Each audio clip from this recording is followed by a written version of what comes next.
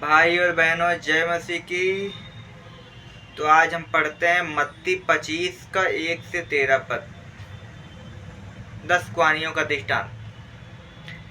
तब स्वर्ग का राज उन 10 कुंवारियों के समान होगा जो अपनी मसाले लेकर दूल्हे से भेंट करने को निकली।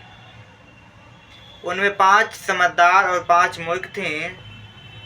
मूर्खों ने अपनी मसाले तो ली, परंतु अपने साथ तेल नहीं लिया।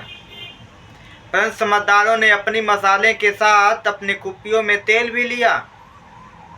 जब दूल्हे के आने में देर हुई तो वे सब ऊँघने लगी और सो गईं। आधी रात को धूम मची, देखो दूल्हा आ रहा है, उससे भेंट करने के लिए चलो। तब वे सब कुंवारियां उठकर अपनी मसालों ठीक करने लगी।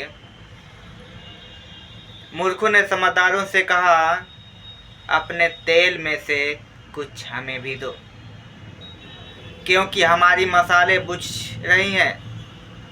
समझदारों ने उत्तर दिया, नहीं, ऐसा न हो कि हमारे और तुम्हारे लिए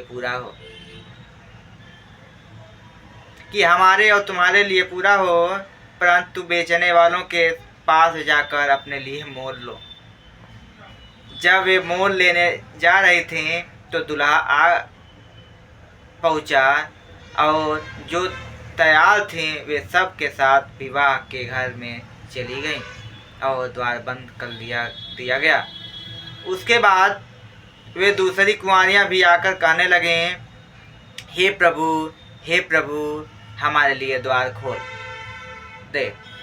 उसने उत्तर दिया, मैं तुमसे सच कहता हूँ, मैं तुम्हें नहीं जानता, इसीलिए जागते रहो, क्योंकि तुम तो न उस दिन को जानते हो, न ही उस घड़ी को जब मनुष्य का पुत्र आ जाए। जैसे मत्ती 24 का 42 से 51 पद तक लिखा हुआ है, इसीलिए जागते रहो, क्योंकि तुम नहीं जानते कि तुम्हारा प्रभु किस घड़ी आएगा।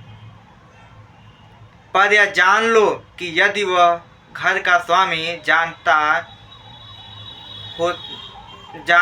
होता कि चोर किस घड़ी आएगा तो जागता रहता और अपने घर में सेंध लगने न